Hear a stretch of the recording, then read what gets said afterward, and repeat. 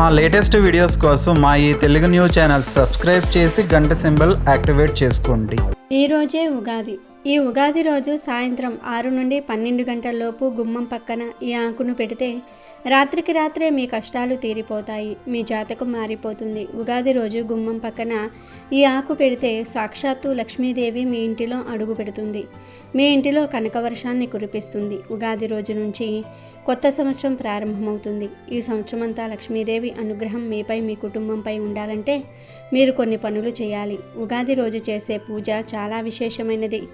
ఈ రోజు నుండి మనం కొత్త సంవత్సరంలోనికి అడుగు పెట్టబోతూ ఉన్నాం కాబట్టి ఉగాది పండుగ రోజు మీ ఇంటిలో ఎన్ని గుమ్మాలు ఉంటే అన్ని గుమ్మాలకు మామిడి ఆకులను కట్టాలి.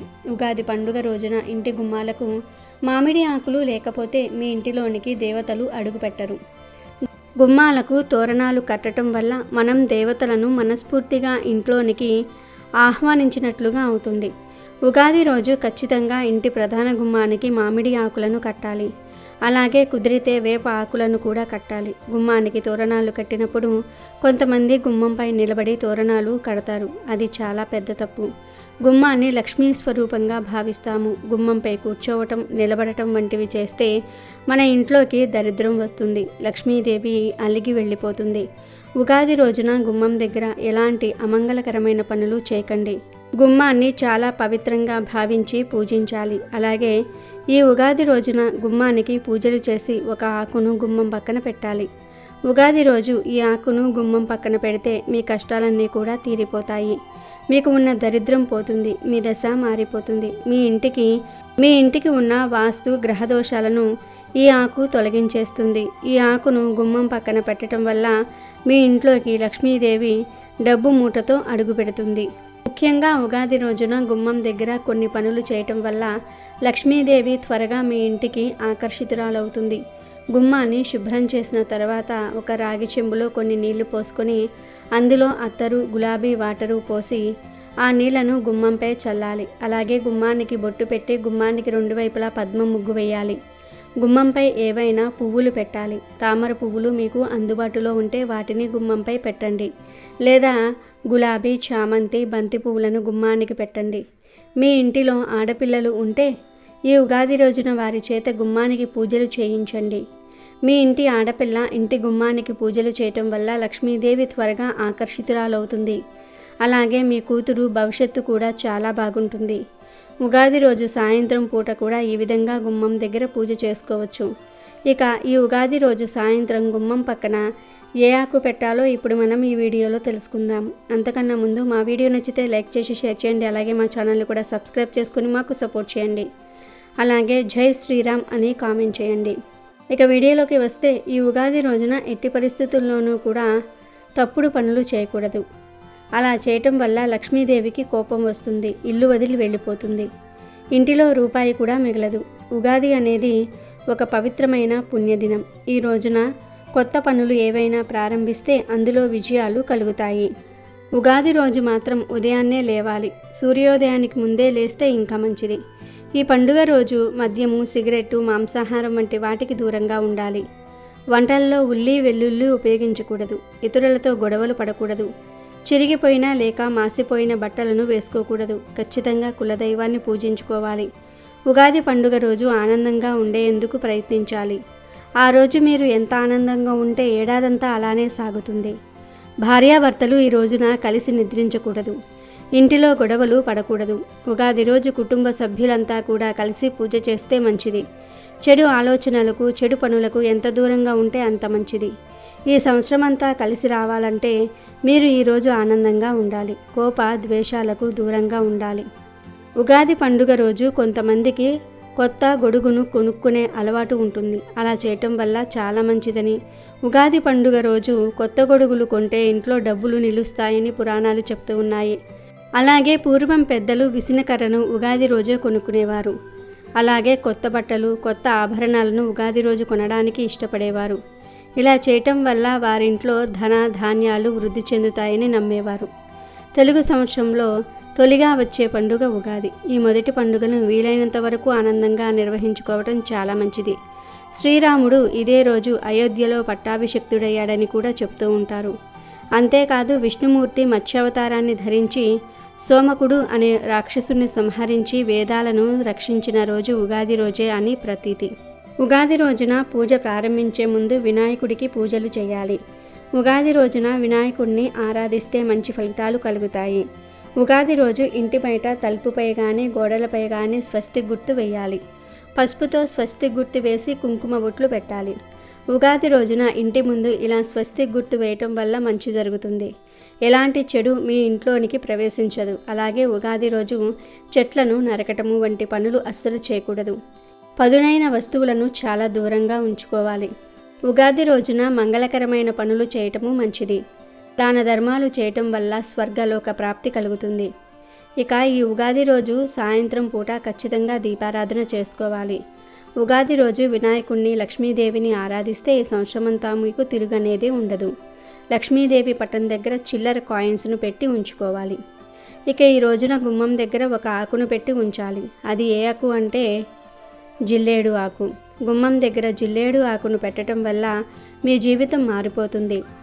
ఉగాది రోజు సాయంత్రం 5:30 పనులన్నీ కూడా పూర్తి చేసుకోండి. చీకటి పడకముందే ఒక జిల్లేడు ఆకును తెంపుకొని రండి. మీ ఇంటిలో కానీ మీ ఇంటి దగ్గరలో కానీ జిల్లేడు చెట్టు ఉంటే ఆ చెట్టు నుండి ఒక ఆకును తెచ్చుకోండి. ఆ తర్వాత స్నానం చేయండి. ఉగాది రోజు సాయంత్రం ఇల్లు ఊడ్చి ఇంటిని శుభ్రంగా ఉంచుకోవాలి. ఆ తర్వాత ఆకు తెచ్చుకొని స్నానం చేసి లక్ష్మీదేవిని పూజించండి. ఆ తర్వాత జిల్లేడు ఆకును నీటితో కడగండి. మీరు తీసుకున్న జిల్లేడు ఆకుపై ఎటువంటి మచ్చ ఉండకూడదు.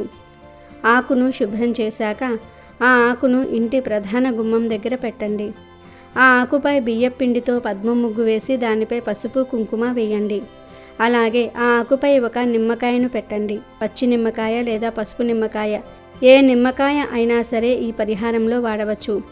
నిమ్మకాయ నెగిటివ్ ఎనర్జీని లాగేసుకుంటుంది. పరిహార శాస్త్రంలో నిమ్మకాయకు చాలా శక్తి ఉంది. నిమ్మకాయను ఇంటి గుమ్మానికి వేలాడదీస్తారు. అలాగే వాహనాలకు కూడా నిమ్మకాయను కడుతూ ఉంటారు. ఈ ఉగాది రోజున కూడా మీ ఇంటికి మీ వాహనాలకు నిమ్మకాయలను కట్టండి. నిమ్మకాయలను కట్టే ముందు ఆ నిమ్మకాయను అమ్మవారి గుడిలో పూజించండి.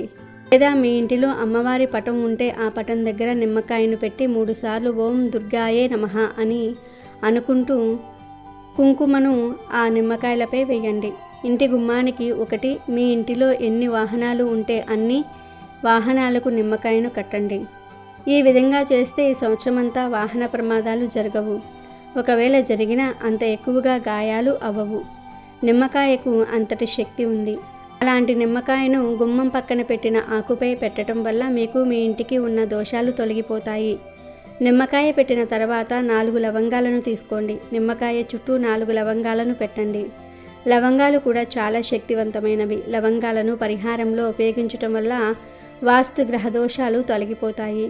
నిమ్మకాయ దిష్టి దోషాలను తొలగించేస్తుంది. అదేవిధంగా లవంగాలు వాస్తు మరియు గ్రహ దోషాలను తొలగించేస్తాయి. ఇంటికి వాస్తు గ్రహ దోషాలు ఉంటే ఇంటిలో మనశ్శాంతి కరువవుతుంది. ఎప్పుడూ ఎవరికో ఒకరికి ఆరోగ్య సమస్యలు వస్తూ ఉంటాయి. ఇంటిలో డబ్బు మిగలకుండా ఖర్చవుతూ ఉంటుంది. కుటుంబ సభ్యులతో ఒకరిపై ఒకరికి ప్రేమ ఉండదు. ఇవన్నీ వాస్తు మరియు గ్రహదోషాల వల్ల జరుగుతూ ఉంటాయి. వాటిని తొలగించుకోవడానికి లవంగాలను ఈ పరిహారంలో ఉపయోగించటం జరుగుతుంది. ఈ పరిహారంలో మనం వాడిన వస్తువులు జిల్లేడు ఆకు, పసుపు, కుంకుమ, నిమ్మకాయ, 4 లవంగాలు. వీటిని ఇంటి గుమ్మం బయట పెట్టడం వల్ల మీ ఇంటికి ఉన్న సకల దోషాలు తొలగిపోతాయి. మీ ఇంటిలో ఉన్న దరిద్రము బయటికి వెళ్ళిపోతుంది. మీ ఇంటి వాతావరణం ప్రశాంతంగా మారుతుంది. గుమ్మం పక్కన ఈ వస్తువులను రాత్రి సమయంలో పెట్టాలి. ఎందుకంటే రాత్రి సమయంలోనే ఎక్కువ నెగిటివ్ ఎనర్జీ ఎఫెక్ట్ అనేది కనిపిస్తూ ఉంటుంది. నెగిటివ్ ఎనర్జీ ప్రభావం చూపుతుంది. ఇంటిలో పండగ వాతావరణం ఉన్నప్పుడు ఇరుగు పొరుగు వారు చెడు దృష్టి ఎంతో కొంత మన ఇంటిపై పడుతుంది. దాని యొక్క ఎఫెక్టు మనకు పగలు అంతగా కనిపించదు, కానీ రాత్రి అయితే ఆ చెడు ప్రభావం మన ఇంటిపై కనిపిస్తుంది. మీకు కానీ మీ కుటుంబ సభ్యులకు కానీ ఇతరుల చెడు దృష్టి తగలకుండా ఉండాలంటే ఈ ఉగాది రోజు సాయంత్రం 6 నుండి 12 గంటల లోపు గుమ్మం పక్కన ఈ వస్తువులను పెట్టండి. ఈ వస్తువులు చాలా శక్తివంతమైనవి. వీటిని గుమ్మం దగ్గర పెట్టాక మీ సంకల్పం చెప్పుకోండి. మీ మనసులో మీ ఇష్టదైవాన్ని తలుచుకొని మీ సంకల్పాన్ని చెప్పుకోండి. ఈ పరిహారం మీరు ఎందుకోసం చేస్తున్నారో చెప్పుకోండి. ఆ తర్వాత తలుపు వేసేయండి. చాలు, ఇంతే ఈ పరిహారం. ఈ పరిహారం చేయటం వల్ల గుమ్మం దగ్గరకు వచ్చే నెగిటివ్ ఎనర్జీని లాగేసుకుంటూ ఉంటాయి ఈ వస్తువులు. మీ ఇంటిలో దాగి ఉన్న నెగిటివ్ ఎనర్జీని బయటకు లాగేసుకుంటూ ఉంటాయి. బయట నుండి వచ్చే నెగిటివ్ ఎనర్జీని కూడా ఇవి లాగేసుకుంటూ ఉంటాయి. ఈ వస్తువులు చాలా శక్తివంతమైనవి. ఇవి మీకు ఆర్థిక పరంగా ఉన్న సమస్యలను, కుటుంబ పరంగా ఉన్న సమస్యలను, ఆరోగ్యపరంగా ఉన్న సమస్యలను తొలగించేస్తూ ఉంటాయి. ఇది ఒక అద్భుతమైన పరిహారం. చేసి చూడండి, మీరే ఆశ్చర్యపోతారు. మీ కష్టాలన్నీ కూడా తీరిపోతాయి. మీ జీవితం మారుతుంది. మూసుకుపోయిన ధన ద్వారాలు తెరుచుకుంటాయి. జాతక దోషాలు కూడా తొలగిపోతాయి. నిమ్మకాయలు, లవంగాలు మరియు జిల్లేడు ఆకుకు జాతక దోషాలను తొలగించే శక్తి కూడా ఉంటుంది. ఈ పరిహారం చేయటం వల్ల 100కు 100% మీ జీవితం మారిపోతుంది. అందులోనూ ఈ పరిహారం గుమ్మం దగ్గర చేస్తూ ఉన్నాం. గుమ్మం దగ్గర ఏ పరిహారం చేసినా మనకు లక్ష్మీదేవి అనుగ్రహం కలుగుతుంది. గుమ్మం లేదా గడపలో లక్ష్మీదేవి నివాసం ఉంటుందని నమ్ముతూ ఉంటాము. ఇంటి గడపను సింహద్వారమని, లక్ష్మీ ద్వారమని, ద్వారలక్ష్మి అని కూడా అంటారు. ఈ గడపకు పసుపు, కుంకుమ, పువ్వులు పెట్టడం వరకు చాలామందికి తెలిసినదే. ఎందుకు చేయాలో తెలియకపోయినా పెద్దవారి నుండి సాంప్రదాయంగా ఆచరిస్తూ ఉన్నారు అని చాలామంది గడపలకు తోరణం కట్టి దేవతలకు ఆహ్వానం పంపుతూ ఉంటారు. గుమ్మానికి తోరణం కట్టడం అంటే సుఖ సంతోషాలకు దేవతలను ఇంట్లోకి గౌరవంగా ఆహ్వానం పలకటమని, ఎటువంటి అమంగళం ఈ గడప దాటి ఇంట్లోకి రాకూడదు అని, గడపకు పూజ చేయాలని మన పండితులు, పెద్దలు కూడా చెప్తూ ఉన్నారు. మన సాంప్రదాయంలో గుమ్మానికి ఎంతో ప్రాధాన్యత ఉంది. ఇంట్లోకి లక్ష్మీదేవి రావాలంటే, ఇల్లు సిరి సంపదలతో తులతూగాలంటే లక్ష్మీదేవి రావడానికి ఉండవలసిన అనుకూలమైన వాతావరణం మన ఇంట్లో ఉండాలి. అప్పుడే లక్ష్మీదేవి ఇష్టంగా మన ఇంట్లో అడుగు పెడుతుంది. మన ఇంట్లోకి ధనము, మనశ్శాంతి అన్నీ రావాలంటే ఇంటి ప్రధాన గుమ్మం లక్ష్మీదేవికి నచ్చినట్టుగా ఉండాలని, ఇంటి ప్రధాన ద్వారం ముందు కొన్ని శుభకరమైన ఏర్పాట్లు చేసుకుంటే లక్ష్మీదేవి ఇష్టంగా వస్తుందని చెప్తూ ఉన్నారు. ఉదయాన్నే ఇంటి ప్రధాన గుమ్మం ముందు శుభ్రంగా ఉంచుకుని నీటిని చల్లి, ముగ్గు వేసి, పసుపు కుంకుమలు రంగులతో అలంకరిస్తే లక్ష్మీదేవి ప్రసన్నమవుతుందని, అప్పుడు లక్ష్మీదేవి ఇష్టంగా ఇంట్లోకి వస్తుంది అంటూ ఉంటారు. ఇంటి ప్రధాన గుమ్మం మన ఇంట్లోకి సిరి సంపదలను, ఆనందాన్ని వచ్చేలాగా చేస్తుంది. ఉగాది రోజు గుమ్మం దగ్గర చేసే ఈ పరిహారం వల్ల దోషాలన్నీ కూడా తొలగిపోతాయి.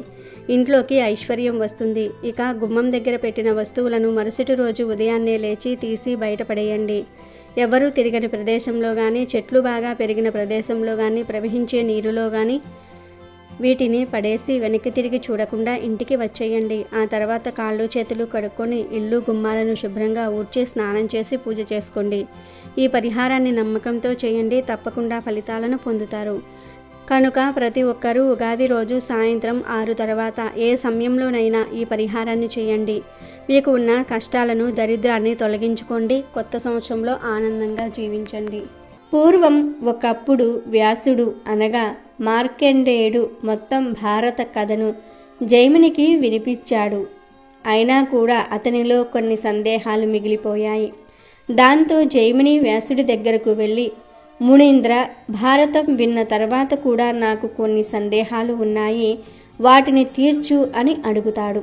అప్పుడు వ్యాసుడు, నాకు తపస్సు చేసుకోవలసిన సమయం ఆసన్నమయ్యింది. నేను చెప్పలేను. నువ్వు కావాలంటే వింధ్యా పర్వతాల మీద నివసిస్తున్న పింగాక్ష, నిబోధ, సుపత్ర, సుముఖములు అనే 4 పక్షులు ఉంటాయి. వాటిని అడిగి నీ సందేహాలను తీర్చుకో అని సమాధానం చెప్తాడు. జైమిని దానికి సమాధానంగా, ఓ మునివర్య, ఈ పక్షులేంటి? అవి మాట్లాడడం ఏమిటి? మహాపండితుల్లాగా వారు నా సందేహాలను తీర్చటం ఎలా అని అడుగుతాడు. దానికి మార్కండేయుడు, జైమిని పూర్వం దుర్వాసుడు మహర్షి మహా తపస్సు చేసుకుంటూ ఉండేవాడు. అతని తపస్సును చూసిన ఇంద్రుడు భయపడి అతని తపస్సును భంగం చేయడానికి వపువు అనే ఒక అప్సరస్సును పంపుతాడు. ఆమె తన నృత్య గాన వినోదాలతో దుర్వాసుని తపస్సును భంగం కలిగించింది.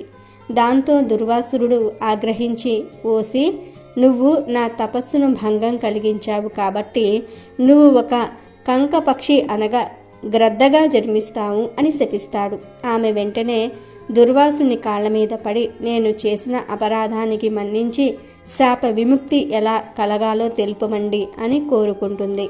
దుర్వాసురుడు ఆమెను చూసి కనికరించి, గ్రద్దగా మారిన తరువాత నీ గర్భంలో నలుగురు పిల్లలు పుడతారు.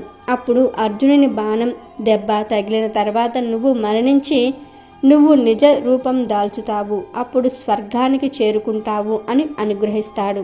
శాపం ప్రకారంగా వపువు గ్రద్దగా జన్మిస్తుంది.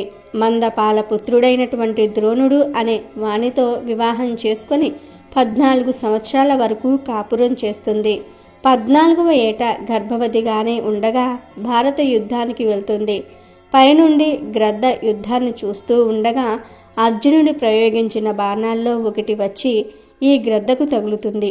అప్పుడు వెంటనే ఆ గ్రద్ద గర్భంలో ఉన్న 4 గుడ్లు నేల మీద జారిపడతాయి. అప్పుడు ఆమె నా పిల్లలను ఆ భగవంతుడే కాపాడాలి అని ప్రార్థించి తన శరీరాన్ని వదులుతుంది. ఆ యుద్ధ సమరంలో ఒక ఏనుగు మెడలో ఉన్న గంట శత్రు సైనికుని బాణం దెబ్బతో తెగి ఆ 4 గుడ్ల మీద పడుతుంది. అలా కింద పడిన ఆ 4 గుడ్లు ఆ గంట కిందే సురక్షితంగా ఉంటాయి. భారత యుద్ధం పూర్తయిపోయిన తర్వాత ఆ ప్రాంతమంతా కూడా ప్రశాంతత నెలకొంటుంది. ఒకనాడు ప్రభాత వేళ సమీకుడు అనే ఒక మహాముని ఆ కురుక్షేత్రం మీదుగా వెళ్తూ ఉంటాడు. గంట కింద ఉన్న గుడ్లు పిల్లలుగా మారి కిచకిచలాడుతూ ఉంటాయి. అలా ధ్వని విన్న ఆ ముని గంటను పైకి ఎత్తి చూస్తాడు. ఆ గంట కింద అతనికి 4 పక్షి పిల్లలు కనిపిస్తాయి. సమీకుడు ముని ఆ పక్షి పిల్లల మీద కరుణ కలిగి తన ఆశ్రమానికి తీసుకుని వెళతాడు. అప్పుడు ఆ పక్షులు ఓ మహానుభావ, తండ్రిలా మమ్మల్ని నువ్వు కాపాడావు. నీ రుణము మేమెలా తీర్చుకోవాలి? మేము ఏ విధంగా నీకు సేవ చేయగలం చెప్పు అని అడుగుతాయి. పక్షులు మానవ భాషలో మాట్లాడుతున్నందువల్ల సమీకుడు ఆశ్చర్యపడి ఓ పక్షి పిల్లల్లారా, మీరు మానవ భాషలో మాట్లాడడం చూస్తూ ఉంటే నాకు చాలా వింతగా ఉంది. అసలు మీరెవరు? ఎందుకు ఈ పక్షి జన్మ ఎత్తారు? నాకు దయచేసి తెలపండి అని అడుగగా ఆ పక్షి పిల్లలు ఈ విధంగా సమాధానం చెప్తాయి. ఓ ఋషివర్య, పూర్వం సుకృతి అనే మహామునికి మేము 4 పుత్రులుగా జన్మించాం. వేద శాస్త్రాలను చదువుకుంటూ మా తల్లిదండ్రులను సేవిస్తూ కాలాన్ని గడిపేవాళ్ళం. ఇలా ఉండగా ఒకరోజు దేవేంద్రుడు మా తండ్రి సత్యాన్ని పరీక్షించడానికి గ్రద్ద రూపంలో వచ్చి నర మాంసాన్ని ఆహారంగా పెట్టమని కోరతాడు. అప్పుడు మా తండ్రి మీలో ఎవరైనా ఇంద్రుడికి ఆహారం అవ్వండి అని ఆజ్ఞాపించారు. అయితే మేము మా ప్రాణాలను దక్కించుకోవడానికి భయంతో తండ్రి ఆజ్ఞను పాలించకుండా అలాగే ఉండిపోయాం. అప్పుడు మా తండ్రి మమ్మల్ని పక్షులుగా పుట్టాలని శపించి తన శరీరాన్ని ఇంద్రుడికి ఆహారంగా సమర్పించుకున్నారు. ఇంద్రుడు మా తండ్రి త్యాగ బుద్ధిని సంతోషించి మమ్మల్ని చూసి మీరు వింధ్యా పర్వత గృహాలలో నివసించండి. జైమిని అనే వ్యాస శిష్యుడు మీ దగ్గరకు వచ్చి కొన్ని సందేహాలు అడుగుతాడు. ఆ సందేహాలను తీర్చి మీరు శాప విముక్తి పొందండి. మీరు పక్షులైన సర్వ వేదాలను పొంది ధర్మ పక్షులు జ్ఞాన పక్షులుగా పేరు పొందుతారు అని మమ్మల్ని అనుగ్రహించి వెళ్ళిపోయాడు అని ఆ పక్షులు తమ వృత్తాంతం గురించి సమీకునికి చెప్తూ ఉంటాయి. అప్పుడు సమీకుడు మీరు నా కోసం ఏ పని చేయవలసిన అవసరం లేదు. మీరు మీ విధిని నిర్వర్తించడానికి వింధ్యా పర్వతాలకు వెళ్ళండి అని సెలవిచ్చి వారిని అక్కడి నుంచి పంపించి వేస్తాడు. కాబట్టి ఓ జైమిని, నీవు ఆ పక్షుల దగ్గరికి వెళ్ళి నీ ధర్మ సందేహాలను తీర్చుకో అని జైమినికి చెప్పి మార్కండేయుడు తపస్సు చేసుకోవడానికి వెళ్ళిపోతాడు. జైమిని వింధ్యా పర్వతంలో జ్ఞాన పక్షులను వెతకడానికి వెళతాడు. అలా కొద్దిసేపు తర్వాత అతనికి ఆ పక్షులు కనిపిస్తాయి. ఆ పక్షులు ఆ సమయంలో వేద అధ్యయనం చేస్తూ ఉన్నాయి. అతడు ఆ పక్షుల దగ్గరకు వెళ్ళి ఓ పక్షులారా, నేను వ్యాసుని శిష్యుడిని. నన్ను జైమిని అంటారు. మార్కండేయుడు చెప్పిన విధంగా నేను మీ దగ్గర కొన్ని ధర్మ సందేహాల గురించి అడిగి తెలుసుకోవడానికి ఇక్కడికి చేరుకున్నాను. నా సందేహాలను తీర్చండి అని అన్నాడు. ఆ విధంగా ఆ పక్షులు జైమిని ముని అడిగిన అన్ని సందేహాలకు చక్కగా సమాధానం చెప్పి జైమిని ముని యొక్క అన్ని సందేహాలు తీర్చాయి. తరువాత ఆ 4 శాప విమోచనం పొంది సుఖంగా జీవించారు. అమెజాన్లో బెస్ట్ డిస్కౌంట్స్ కోసం వీడియో డిస్క్రిప్షన్లో లింకు ఉంది, చూడండి. అలాగే మా టెలిగ్రామ్ ఛానల్ సబ్స్క్రైబ్ చేసుకోండి.